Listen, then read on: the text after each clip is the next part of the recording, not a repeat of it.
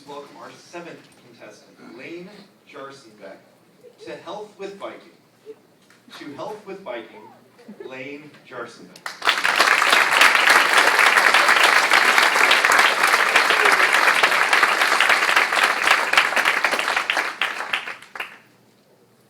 The bike ride, the nostalgia of childhood, a return to nature, even when you're riding in the city. It's faster than walking, it's more open than a convertible, and you still have time to think about life. Now, years ago, I found myself on a bike for the last time. I was pleasantly pedaling beyond the confines of the resort, up in the hills and the thin mountain air, the juniper-laden forestry with intermittent hints of lilac and magnolia, even wildflower, through every wind in the road. And as I approached the peak, to my left is a young girl running alongside her horse. And in the next instant is a horizon of blue sky and the rush of warm spring air against my face, and I said, my God, how did I get here? Well, that all started when I was having lunch with my boss, Bob. Back then, I was working in a very competitive 20-story high-rise where ego permeated through the air. You know the kind of place. I was first in, last out for 8.5 years. I even worked weekends. That's why it surprised me. At lunchtime, Bob's using these wimpy terms like burnout and vacation time. I said, yo, Bobby, it's me. Who thinks I need a vacation? That's when he showed me the petition. 37 pages. Everybody signed it. Even ex-employees came back to But it occurred to me, if I really am this burned out, maybe I should make the most of a good sabbatical.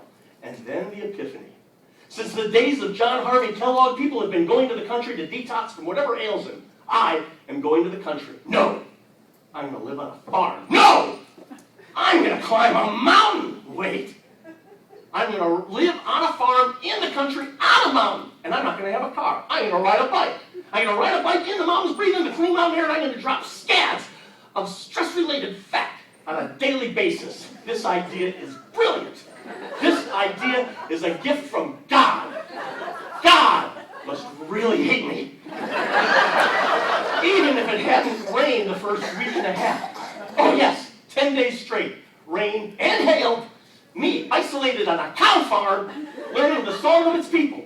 Moo, moo, moo. Edgar Allan Poe wrote of the ceaseless tolling of the bells, bells, bells, when I tell you it has nothing over this incessant moo, moo, mooing of the cows, cows, cows. By the second day, I was on the ground, beating my head against the floor, trying to find just a sense of variety in my day. And that wasn't the half of it. Oh no. My nose got to endure 240 hours of cow derriere. Or derriere. Wasn't it Shakespeare who wrote a derriere by any other enunciation but still smell as ghastly? Well, he was right. The fun time came when the wind would change direction and there would be wet chicken and pigsty mixed in. Oh, there's an aromatherapy. I stench so bad I couldn't eat for 10 days, but somehow I still gained 22 extra pounds of stress.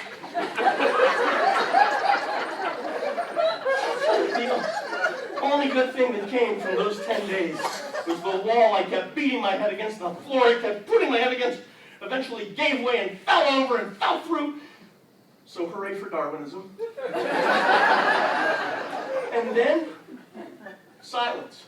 The rain was gone, clouds were gone, sun is out, feet don't fail me now. I grabbed that bike, I ran down those barn stairs, and I took off into the front. Whoa, interesting fact about a farm life. The roads are not paved. So there's kind of a dramatic landscape revision during a deluge. So there I stand in front of this lake that 10 days ago was a gopher hole. And I asked myself, should I slog across this, or perhaps go by the way of the tractor tracks that have now morphed into a raging river / waterfall? Decisions. 45 minutes later, and completely drenched, I am on the other side, and I'm riding my bike. And it's pretty much where my story started. And it's about 10 hours to the top of the peak of the mountain. And unfortunately, it takes only 5 minutes for me to realize that a fat man has no business on a bike. Another interesting fact, when I was a young child with a bony behind, I could ride a bike all day with no problem. 600 pounds of cushion later, and I can't find a comfort zone to save my life. But there I am, I'm riding around for 10 hours. Moving cheek to cheek, letting the blood flow back into the weak leg. So it's not surprising that it takes me a short while to realize that the young girl trotting alongside her horse, no, that is a little girl being dragged along by the family's alpha male mastiff, who has now decided I am the usurper of his male dominance. So he starts coming at me, and I'm just driving around. So it takes me a while, and I look over, and I see the reality setting in on me. And I try and get away, and I find a tree, and I'm going around the tree, and the dog's and he's behind me. And I'm going around, and I'd seen it on Charlie Chaplin, it seemed to work for him. So I'm going around the tree, and I'm going around the tree, and finally I make that sudden right turn, and it took me over the cliff. So I am 12,000 feet airborne, thinking about gravity, sudden stop, how much is this going to hurt before I die? And I come down and I realize, oh look, there's an 82-degree cliff that I can go down this little roadway. And then I'm realizing there's an obstacle course of trees and boulders and ravines that can kill me just as easily as the gravity. And so there I am. And I slam to the ground, and the rubber tires hoist me back in the air, and I fall. Infinite, intermittent jolts and bounces, and the tires bouncing me back, and I'm falling with every bounce and every jolt. The bike tire, the bike seats, and the handlebars are violating me in ways I've only seen in prison. I was just driven a car. I would have burst in the impact ground. The first event would have burst in the flame and killed me instantaneously. It would have been so much more humane. But I eventually land at the bottom of the cliff, my body in a heap. The young girl comes down, sees me, snaps a selfie. She uploads it to her media page, and it records. Fortunately, it went viral, and about 5 days later, the forestry department came out and saved me. So maybe I owe her a thank you. And the important part is I survived, as we all survive our bad ideas in life. It's the human endeavor, perseverance.